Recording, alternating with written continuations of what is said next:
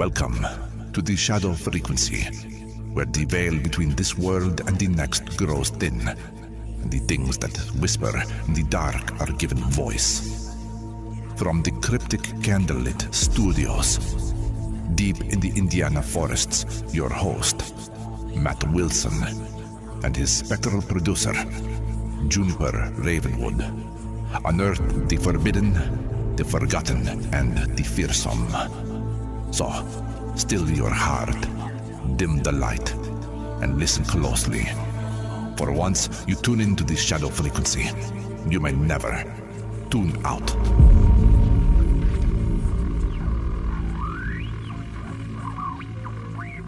Welcome back to the Shadow Frequency. I'm Juniper, and tonight we're gathering under a very different kind of sky. It's the kind of story that feels damp around the edges, old stone, coastal wind, churchyard trees, and something with wings where only silence should be. I'll say this right away. There are some legends that feel like they were born in the exact place they belong. Tonight's case is one of those. It doesn't need a haunted mansion or crumbling castle. All it needs is a little church in Cornwall and a couple of terrified children in one impossible shape above the tower. So let me pull out tonight's episode. Tonight we're talking about the Owlman of Mawnan, terror above the tower. In the spring and summer of 1976, several young witnesses reportedly saw a large, feathered, human-like figure near St. Mawnan and St. Stephen's Church in Cornwall. It had wings, it had claws, it had glowing eyes in some accounts, and it was frightening enough that one family allegedly cut their holiday short. The creature would become known as the Owlman of Mawnan, Britain's own winged cryptid, often compared to Mothman, but with a mood all its own. This is not bridges and headlights and American highways. This is church stone, coastal woods, old folklore, and the feeling that something ancient may have briefly shown itself above the trees.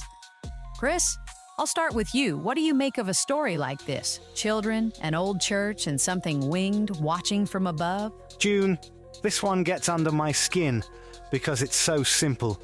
There's no complicated machinery to the story, no massive government cover-up, just children seeing something they shouldn't have seen near a church tower. And honestly, that setting does a lot of heavy lifting. You put something with wings over an old Cornish church, and suddenly it feels less like a monster story and more like something from a much older world. Exactly. It feels like folklore getting caught in the act. Like the kind of thing people used to carve into the margins of old manuscripts suddenly decided to step out into the open. Matt, how about you? Where does Owlman land for you? For me, it's the fear reaction. Kids see birds all the time, especially in rural or coastal places. But this story keeps coming back to panic, the kind of fear that sends people running and sticks around long enough to become a local legend. Whether it was the creature, omen, or something even stranger, the image is hard to shake. That's the hook, isn't it? Not just what they saw, but how badly it frightened them. And with that, Matt, let's step into tonight's case. You are tuned to the shadow frequency, where every whisper tells a story from beyond the veil. Hosted by Matt Wilson, produced by Juniper Ravenwood, with Chris Beach. The darkness continues. Thanks, Juniper. This is one of those cases where the setting does half the haunting before the creature ever appears. I'm opening tonight's file, and right on top is Mawnan, Cornwall, a coastal village with an old church standing out beyond the modern village, close to the trees, close to the water, and close to something older than the story itself. St. Mawnan and St. Stephen's Church feel like centuries stacked in stone. The tower is not some towering cathedral spire. It is smaller, older, and somehow more unsettling because of that. It looks like the sort of place that would keep secrets by accident. You can picture the churchyard at dusk, the branches moving just enough to make you glance twice, the headstones catching the last of the light, and somewhere above the tower, something shifting its weight where no person should be standing. That is where the Owlman enters the record, through the terror of children who said they saw something in the air that did not belong there. And once that image lands in your mind, it refuses to fold its wings. The date usually given is April 17th, 1976. Two sisters, June and Vicky Melling, were on holiday with their family away from Preston, taking in Cornwall during the Easter break. They were children, which matters, because children notice things adults step around. They do not always have the vocabulary for what they see, but they have an alarm system that goes off fast, and according to the story, something near Mawnan Church set the alarm screaming. The girls reportedly saw a large, feathered, human-like figure around the church tower. Not a normal bird passing overhead, not a blur crossing the sun, a birdman. A dark-winged shape with enough body to look wrong and enough presence to frighten them back to their father. And this is the part that always catches me. In the traditional account, Don Melling did not just pat them on the head and tell them they had seen an owl. He was disturbed enough by their reaction that the family holiday was cut short. Whatever the girls brought back from that churchyard, it apparently came with fear on it, fresh and sharp, like something had followed them out of the trees. I've got something from the file here that helps make this feel a little less like a loose campfire tale and more like a moment someone tried to pin down before it slipped away. It's a reproduction of the sketch attributed to June Melling. The drawing reportedly passed by her father to Tony Doc Shiels after the sighting.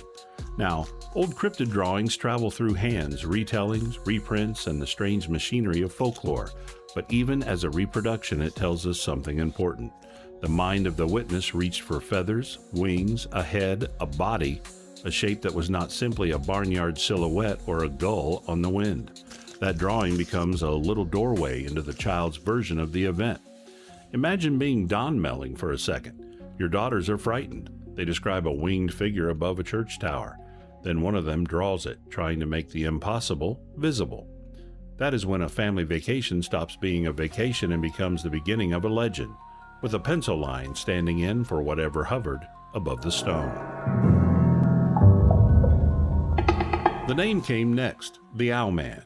Simple, almost childish, and that is probably why it stuck.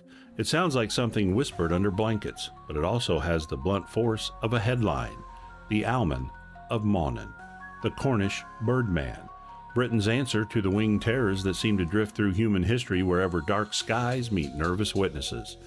And with that name, the creature becomes more than the thing the Melling girls saw. It becomes attached to the place. Now the church tower has a watcher. The woods have a shape inside them. The coastline has one more old fear moving through the mist.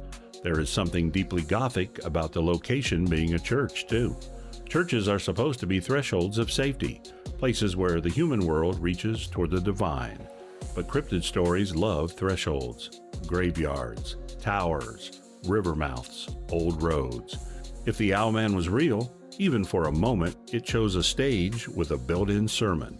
Look up, because what waits above you may not be heaven.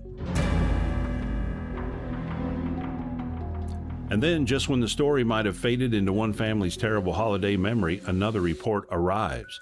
July 3rd, 1976. Two 14-year-old girls, Sally Chapman and Barbara Perry, were reportedly camping near the same area. That alone gives me the creeps because it means the legend did not move somewhere else. It stayed local. Same church, same woods, same sense that something was using that patch of Cornwall like a perch. In the account, the encounter a figure described as owl-like and man-sized with pointed features, glowing eyes, and black pincer-like claws. There is even a hissing element in versions of the story, which makes the whole thing feel less like a clean sighting and more like a confrontation. A sound first, then a shape. The girls reportedly think for a moment that it might be someone playing a trick. Then it lifts. It rises. The prank explanation dies in the air because costumes do not take off into the trees. And if you have ever been outside at night and heard a sound you could not place, you know how quickly your own body understands danger before your brain has finished making excuses. That second sighting changes everything. One strange report can be a nightmare. Two reports, months apart, near the same old church, by different young witnesses begin to feel like a pattern. The creature gains details: glowing red eyes, gray feathers, pointed ears, claws like pincers, a body as big as a man. And because these are children and teenagers, the fear comes through without polish. They are not trying to sound like experts. They are trying to describe a thing that scared them. That is what makes the Owlman so sticky. The story is not built on a blurry photograph of a distant dot in the sky. It is built on witnesses close enough to be frightened by shape, eyes, claws, and motion. The image becomes personal. You do not just imagine something flying over the tower. You imagine looking up and realizing it has looked back, and the churchyard has gone silent beneath its wings. And that's where the first half leaves us, with children, an old church, and a creature that seems to keep returning to the same patch of Cornish sky. There's something really awful about the idea of looking up at a church tower and seeing something perched there that looks back. It's that blend of sacred and monstrous. That's what does it for me. You expect bells, not claws. Exactly. And when we come back, we have to talk about how the Owlman legend spread, why Tony Doc Shiels complicates the whole thing, and whether a natural explanation really explains enough. Juniper and Chris, over to you. The scariest part of the Owlman story is not that something may have flown over that churchyard. It is that the children who saw it knew immediately it was not supposed to be there.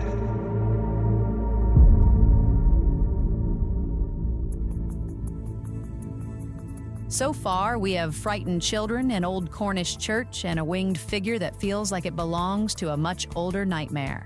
And I wonder what you're thinking right now. Are you picturing a huge owl, a prank, a creature, or something that knew exactly where to appear so it would never be forgotten? Chris, take us through the break. Thanks, June. I'll be honest, this one has that proper old world chill to it. The Owlman isn't crashing through the woods or chasing cars down a road.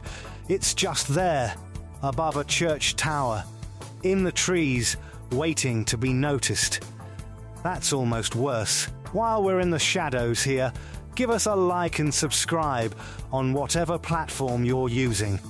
It really does help the algorithms know there are people out there who enjoy being gently unsettled on purpose. You can find us on Facebook, TikTok, YouTube, Rumble, and all the major podcast directories. And of course, everything lives at shadowfrequencypodcast.com. Or every episode, the companion blog, merch, show notes, and links to every platform. You can also support the show by buying us a coffee on the website, which helps keep the signal alive and the weird files open. And while you're there, send us an email or leave a voice message. Your message might even be played on a future episode. June, I'll send it back to you before something starts scratching at the tower door. Thank you, Chris. All right, it's time to fire up the spectral cosmic message materializer. I've got the switches warming, the little glass tubes are glowing, and something is tapping from inside the static box. Let's see what comes crawling through to me. Message retrieved from the void. Ah, there it is. A note drifting in with a little moonlight on the edges. Let's unfold it carefully and see what our listener has to say. Tonight's message comes from Dimma in North Carolina, who listens on Spotify while she's out on evening walks. She writes, "Hi, Shadow Frequency crew. I usually listen on Spotify while I'm walking the loop around my neighborhood after dinner. There's a stretch near a little wooded creek where the streetlights don't quite reach, and that's always when the cryptid episodes hit a little harder than I planned. I'm especially into cryptids and hauntings because those are the stories that make ordinary places feel like they have a secret layer hiding underneath. Thanks for keeping me company on the walks, even when you make me turn around to check behind me. Keep the porch light on. Denna, North Carolina." Denna, I love that. Also, I'm sorry, and you're welcome. That is exactly the right kind of listening environment for this show. Peaceful enough to enjoy it, creepy enough to regret it for about 30 seconds near the creek. And if you want to send us your own story, thought, theory, or strange little note from the edge of the woods, email us at shadowpodcast@protonmail.com. Now let's turn it back over to Chris for some shadow news. Cheers, June. Denna listening near a wooded creek is almost too perfect for this episode. That is absolutely how you end up hearing one branch snap and suddenly deciding you've had enough exercise for the evening. The third batch of newly declassified UFO files is now live on the Department of War website, adding 72 more cases to the growing public archive. Among the more curious entries is a report of a glowing red orb seen in the northeast. described as having a bright white center, along with a 2008 CIA file from Zimbabwe about a disc-like object over Harare International Airport that appeared to shine beams toward the ground. So far, there is still no smoking gun, but the new release is giving researchers plenty to dig through. There is also a fresh push for answers in one of the world's most famous UFO cases, the 1996 Varginha incident in Brazil. At a Capitol Hill transparency event this week, whistleblowers and lawmakers called for the release of additional records tied to the case.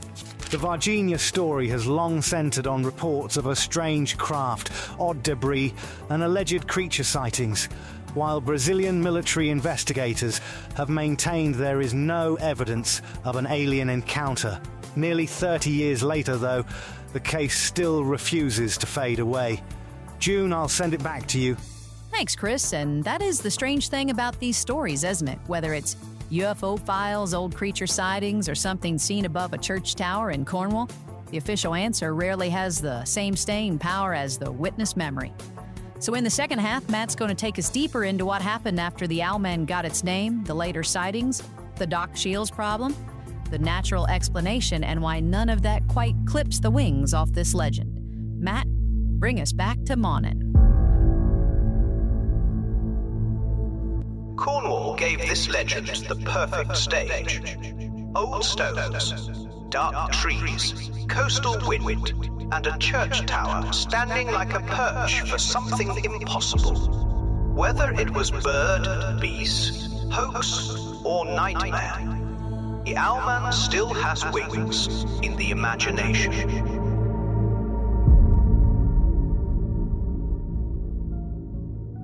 Thanks, Juniper and Denna. I love the image of somebody walking through a North Carolina evening with this show in their ears, because tonight's case was made for that exact moment when daylight is going down and every bird call starts sounding a little too close. And Chris at UFO News hits the same nerve too. Declassified files, old creature reports, government denials, witnesses who keep talking decades later. It all circles the same uncomfortable question. How many strange things become nothing only because the paperwork got quiet? With the Owlman, the paperwork was never official in the way a military file is official, but the pattern is there. Reports gather around one location, a name takes hold, witnesses describe something that does not fit the category they are being offered, and then, instead of dying, the story keeps returning to the same old churchyard like it has a perch there. By the late 1970s and beyond, the Owlman had already escaped the first two reports. Later claims would circulate from 1978, 1979, 1989, and 1995. And while each of those later stories has its own problems, together they do something important to the legend. They keep the creature attached to Mawnan as a presence, not just an incident. I've got another item from the file here. It's a printed copy of the account connected to that 1995 letter reportedly sent by an American tourist to the night editor of the Western Morning News. In that later version, the witness describes an Owlman at least 5 feet tall with huge claws and vast wings. Now, whether you take that as a literal continuation or as folklore echoing itself, it proves the image had survived. Nearly 20 years after the children's sightings, someone could still walk near that Cornish landscape and see, or believe they saw, the same impossible outline. That is how a cryptid becomes territorial. It does not just live in the woods. It lives in expectation, in the way people slow down near a place because somebody once said something watched from there. And expectation can be as dark as any tree line. Now we have to talk about Tony Doc Shiels because you cannot separate the Owlman from the man who helped drag it into the light. Shiels was an artist, magician, performer, monster hunter, self-styled wizard, and one of those figures who makes paranormal history more colorful and more complicated at the same time. He had already been wrapped up in Cornwall's Mogwar sea monster lore, and his whole public presence had this theatrical trickster edge. He did not simply report strangeness, he staged it, painted it, named it, played with it, and sometimes seemed to enjoy keeping people unsure about where the performance ended. That makes him fascinating. It also makes him a problem, the kind of problem that keeps researchers arguing long after the footprints have filled with rain. If you're building a case file and the central collector of stories is someone who loved monster lore, magical performance, and the art of the outrageous, you have to keep one hand on the lantern, because here's where I refuse to flatten the case. A strange messenger does not automatically erase a strange message. Shiels may have shaped the Owlman legend, but the emotional core still belongs to those young witnesses and the thing they said they saw near the tower. So here is the one grounded explanation we need to set on the table. The Owlman may have been a large owl, most often suggested as a barn owl, or possibly an unusually large species glimpsed in the wrong light. Church towers can be nesting and roosting places. Owls can appear ghostly, surprisingly large, and almost human when they face you head on. Their eyes can flare when hit by light. Their talons can look monstrous in motion.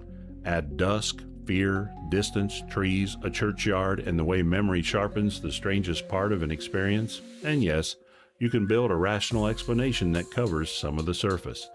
I do not want to pretend that explanation is useless, because it's not. It is a real possibility, but it does not swallow the whole story. The reported size, the upright posture, the repeated location, the pincer-like claws, the hissing, the children's panic, the holiday cut short, these details keep snagging on the edge of that neat little box. A bird can frighten you, but these witnesses describe something that seemed to step partly out of the animal world and partly into ours, and that is where this case keeps breathing. That is why the Mothman comparison keeps coming back, even though the two stories are not identical. Mothman belongs to Point Pleasant, bridges, abandoned bunkers, headlights on dark roads, and the shadow of disaster lore. Owlman belongs to Cornwall, to coastal paths, church stone, old earthworks, and the uneasy hush around a sacred place. Mothman feels like a warning in the machinery of modern America. Owlman feels older, like a figure from a carved misericord, or a nightmare tucked into a medieval margin, something that never fully left the churchyard. Maybe the children saw a bird and fear gave it human bones. Maybe Shiels gave a local scare the perfect name and the legend did the rest.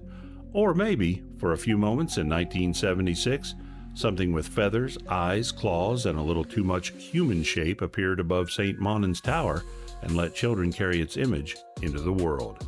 And if that is true, then the most frightening part is not that the Owlman was seen once, it is that the place still feels like it is waiting for him to unfold again. So maybe the Owlman is a bird, a hoax, a story, or a strange little performance that got away from its magician. But maybe it is also exactly what the witnesses said it was, something winged and wrong, watching from above an old Cornish church. I like that the case never quite sits still. Every time you think you've got it pinned down, it turns its head a little too far and looks back at you. And I hate that image. Thank you very much. Something about a church tower having a watcher just feels deeply unfair. That's the Owlman. It doesn't need to chase anyone. It just has to be seen once in the right place by the right witnesses, and suddenly the whole landscape changes. Juniper, take us on home. Some monsters chase you through the woods, but the Owlman only had to appear above the tower to become unforgettable. One glimpse was enough to turn the quiet Cornish churchyard into one of Britain's strangest cryptid legends.